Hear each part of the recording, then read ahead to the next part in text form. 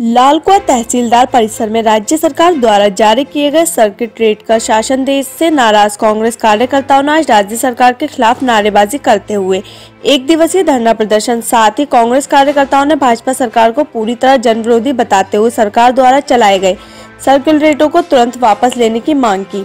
यह नगर कांग्रेस कमेटी के तत्वाधान में आयोजित धरना प्रदर्शन में पहुंची नेता प्रतिपक्ष इंदिरा हरदेश ने सरकार को घेरते हुए कहा कि सरकार शासनादेश से संशोधन कर पूर्ववर्ती सरकार द्वारा जारी किए गए सर्किट रेटों के बराबर रेट लागू करे, अन्यथा उनकी मार आर्थिक रूप से कमजोर लोगों पर पड़ेगी। उन्होंने कहा कि वर्ष 2016 में कांग्रेस सरकार द्वारा जो शासनादेश जारी किया गया था, बिल्कुल उसी शासनादेश को मौजूदा सरकार ने भी लागू किया है, लेकिन उस दौरान कांग्रेस सरकार द्वारा गरीबों को निःशुल्क एवं मध्य वर्गीय लोगों के लिए वर्ष 2000 का सर्किट रेट लगाया था, परंतु मौजूदा सरकार ने गरीबों के लिए वर्ष 2004 का सर्किट रेट लगा दिया और मध्य वर्ग के लिए इस राशि को अत्यधिक बढ़ा दिया गया है, जिससे लालकुआं नगर में रहने वाले गरीब वर्ग के लोग अत्यधिक चिंतित हैं तथा सरकार से मदद की गुहार लगा रहे हैं। लेकिन मौजूदा सरकार तथा सरकार के प्रतिनिधियों के कानों में इस मामले को लेकर जू तक नहीं रेंग रही है। उन्होंने कहा कि कांग्रेस पार्टी इस मामले में आंदोलनात्मक तरीके से कदम उठा रही है तथा इसे आगामी विधानसभा चुनाव में चुनावी मुद्दे भी बनाएगी। उन्होंने कहा कि वर्तमान भाजपा सरकार विकास के काम करना छोड़कर आम जनता को परेशान करने पर तुली हुई है, जिसके चलते आम जनता का भाजपा से मुंह भंग हो गया है। आने वाले 2022 के विधानसभा चुनाव में क्षेत्र की जनता भाजपा को करारा जवाब देगी।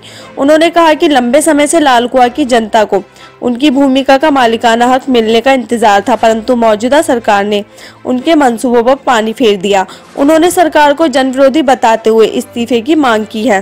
तो बहुत बढ़े हुए हैं, इस पर लोगों ने जन आंदोलन भी किए, सरकार के लोगों से बात भी की, पर उन्होंने इसे ठीक नहीं किया। जब भारतीय जनता पार्टी के समय सर्किट रेट उस समय बढ़े थे, तो हम लोगों ने उसे देहरादून में ही सबसे ज़्यादा थे उसे सुलझाया था।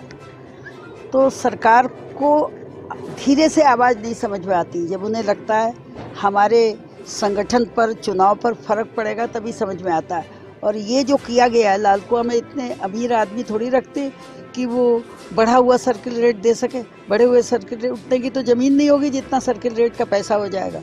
तो जो जियो किया था कांग्रेस ने ज़माने में, उन्हें चाहिए था चुनावी वर्ष में कम से कम उसी जियो के आधार पर पैसा लेते। पैसा देने को तो हो सकता है जियो के आधार वाला भी ना हो, किस्तें भी अलाउ कर देनी चाहिए थी, हमने की थी इस मामले में। तो अब 2022 आ रहा है, हमें उम्मीद है कि परिवर्तन का मन जनता का बना हुआ है, तो ये 2022 तक ये सुलझा नहीं पाएंगे। हमारी सरकार आएगी, कांग्रेस जन मिलजुल कर कोशिश करें, अपने आपसी विवाद और उसमें उलझे नहीं और कांग्रेस को लाने का प्रयास करें। हर कार्यकर्ता को मेहनत करनी होगी, फिर आपको आंदोलन में नहीं बैठना होगा। इस बीच पुलिस की बहुत शिकायतें आ रही हैं सब जगह, कोई आप ही क्या से नहीं आ रही है कि वसूली कर रहे हैं, पैसे की चालान कर रहे हैं ज़रूरत से ज़्यादा। इस पर भी हम निर्णय लेने जा रहे हैं कि सब जगह धरना प्रदर्शन किया जाए, थानों के सामने या पुलिस में जो सबसे बड़ा अधिकारी उसके आवास के सामने, जो भी सुलभ और ठीक होगा।